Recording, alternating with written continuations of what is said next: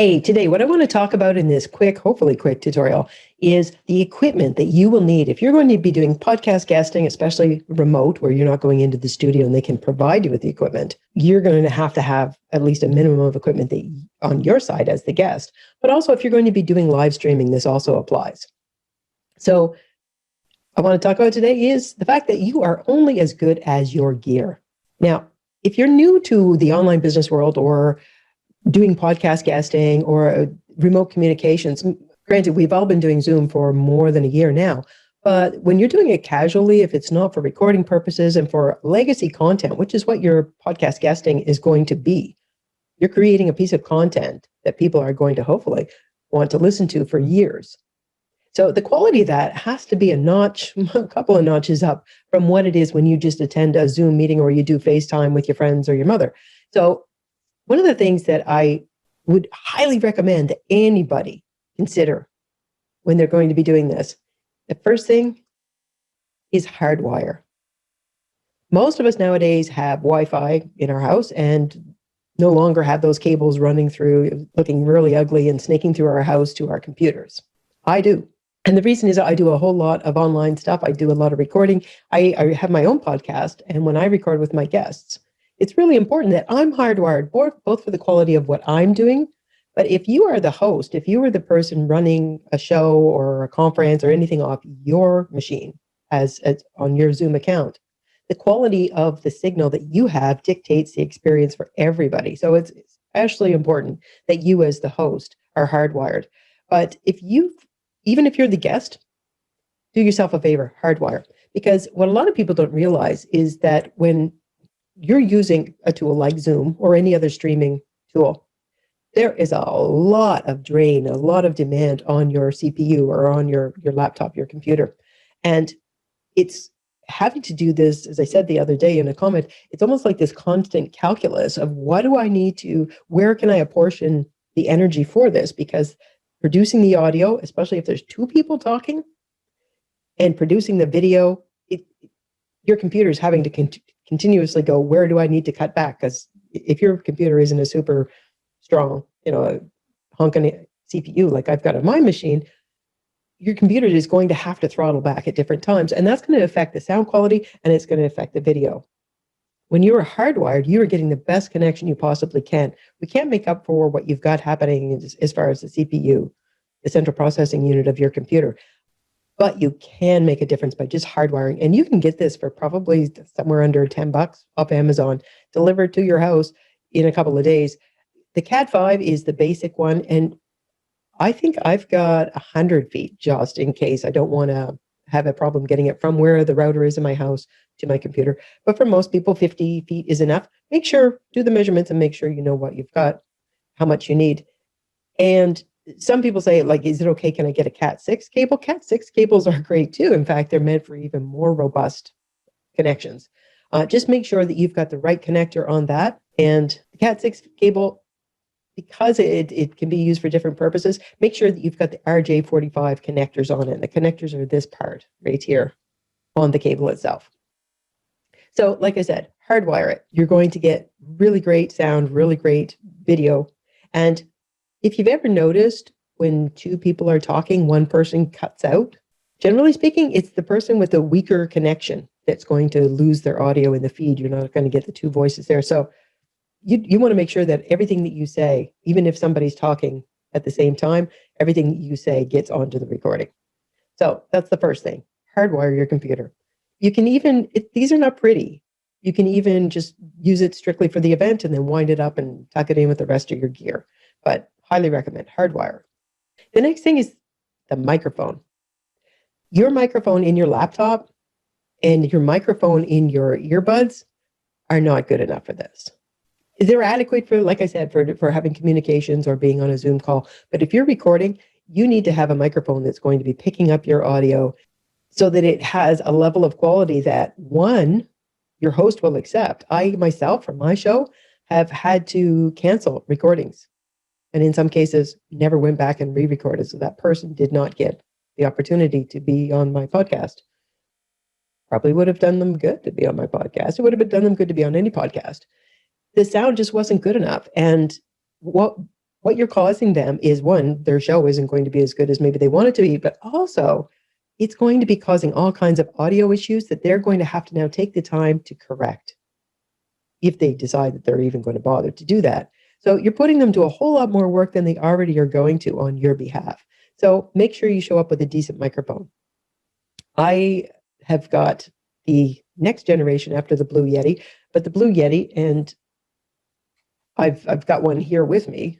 The Blue Yeti, this one I think I bought back in 2013. This has been through thick and thin. These babies are the best bang for your buck. You'll see most people when you're seeing them streaming live or in a video, you'll often see that this is the model that they've got. The reason that this is so great is it's robust. You get fabulous sound for the price of it. These are really reasonably priced. The price has gone up a little bit since the pandemic started because there was a huge spike in the need. So, the price went up. But what's great about these is that there are actually 3 condenser capsules inside the head of this thing. So you can switch back and forth between how your mic is picking up, and you can set it to cardioid, which is what you want. The cardioid setting is only going to take it from your direction. It's not going to be taking in the sound around you in the room. It's going to pick up some extraneous noise, but you're not going, like if you're going to be doing a conversation with somebody, you'd set it to bidirectional or stereo. When you're doing recording of yourself, the Yeti lets you actually choose cardioid, and then you get this really great sound right there from the microphone. So Blue Yeti, highly recommended. And like I said, for the price that you're going to pay, best bang for the buck. The next thing is your camera.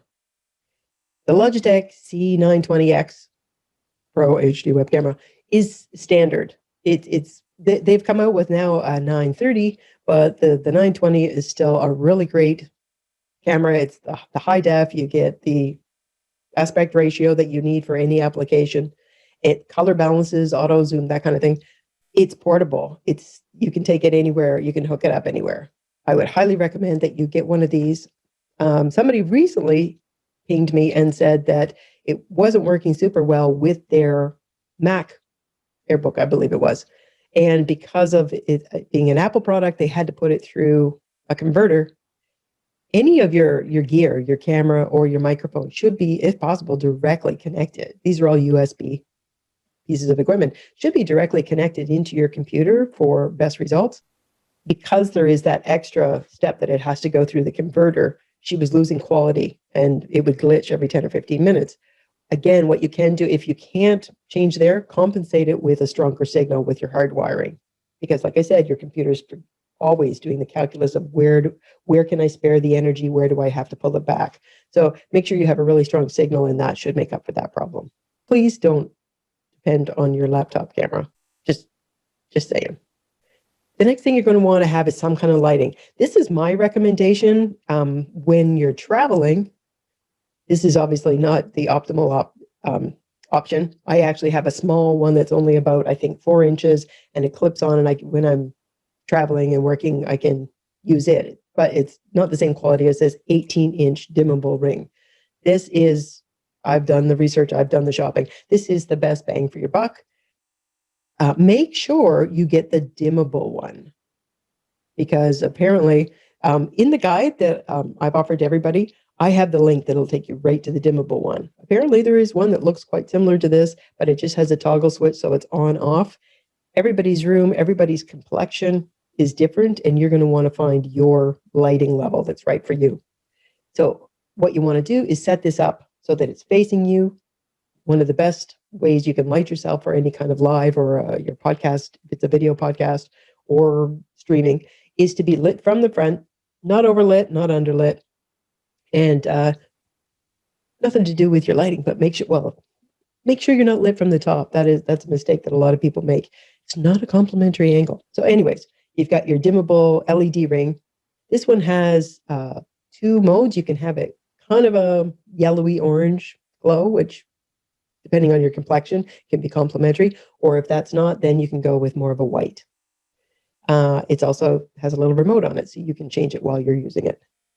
So we've got our hard wiring, we've got our microphone, we've got our camera, we've got our lighting. One of the last things I'd suggest is earbuds. In fact, it's not a suggestion.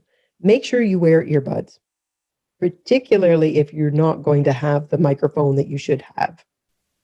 You may have noticed in some people's lives or in a group Zoom, when things are being recorded, if you're not wearing earbuds, your microphone, particularly if you're just using your laptop microphone, those are not amazing microphones. So it's not going to filter out the sound of what you're hearing. So you don't have your earbuds in, somebody's talking to you, the sound goes into the room and your microphone could be picking that up. But because there's a slight time delay, that means that there's going to be this kind of scratchy noise in the background behind what both of us are saying.